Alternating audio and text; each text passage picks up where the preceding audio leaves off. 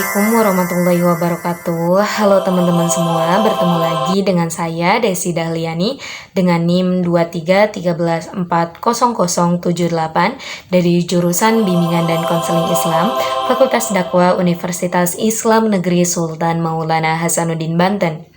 Nah teman-teman, ini adalah video learning jurnal keempat dari mata kuliah Public Speaking yang diampu oleh Bapak Dr. Adi Kusuma SIKOM MSI. Nah, pada kesempatan kali ini saya akan menjelaskan materi tentang komponen, metode, dan teknik dalam public speaking nih teman-teman. Di minggu kemarin kan kita sudah membahas tentang pengertian, dasar-dasar, dan manfaat public speaking.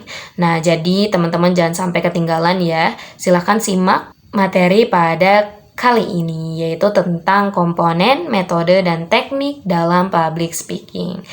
Jangan lupa tonton sampai akhir ya.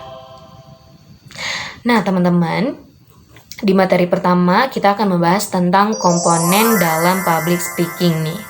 Nah, jadi dalam public speaking itu ada beberapa bagian penting nih agar komunikasi ini bisa berjalan dengan baik. Nah, bagian pentingnya tuh apa aja sih, Kak? Nah, yang pertama yaitu ada komunikator atau pembicara. Nah, komunikator ini adalah orang yang menyampaikan pesan atau materi nih kepada orang lain. Nah, yang kedua yaitu pesan. Nah, pesan ini adalah informasi atau materi yang ingin disampaikan oleh si pembicara tadi atau si komunikator. Nah, yang ketiga yaitu audiens atau yang bisa kita sebut sebagai komunikan. Nah, audiens atau komunikan ini adalah orang yang mendengarkan, menerima pesan dari si komunikator tadi atau dari si pembicara tadi.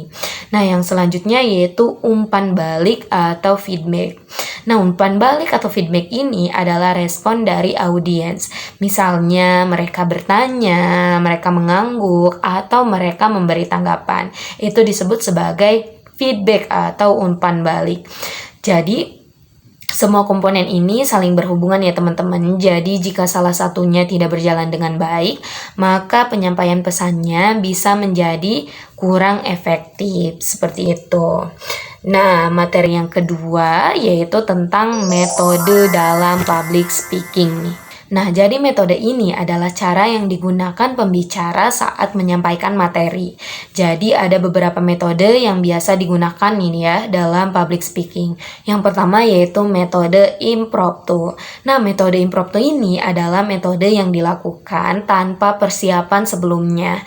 Nah, biasanya metode ini tuh digunakannya saat seseorang itu diminta berbicara secara mendadak. Misalnya memberi tanggapan atau memberi sambutan secara singkat, seperti itu. Yang kedua yaitu metode manuskrip atau naskah.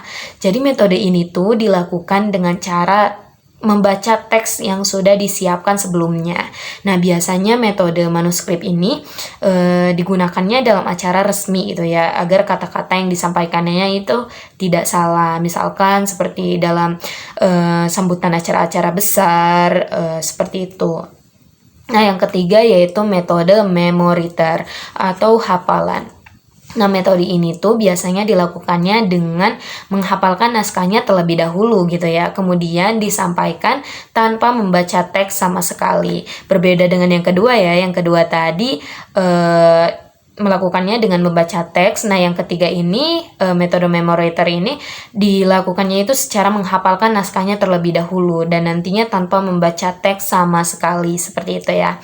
Dan yang keempat yaitu metode extemporan. Nah, metode ini tuh dilakukannya dengan menyiapkan poin-poin penting saja gitu ya. Lalu si pembicara ini menjelaskan sendiri itu secara lebih jelas saat presentasi. Nah, metode ini tuh biasanya digunakannya itu karena terasa lebih natural gitu ya. Nah, biasanya digunakannya juga saat presentasi gitu ya. Bisa aja presentasi di kelas atau presentasi di luar, seperti itu. Yang selanjutnya yaitu teknik dasar dalam public speaking nih. Nah, jadi teman-teman, agar penyampaian materi kita lebih menarik dan lebih mudah dipahami, kita juga perlu nih menggunakan beberapa teknik ya dalam public speaking. Nah, tekniknya apa saja sih, Kak?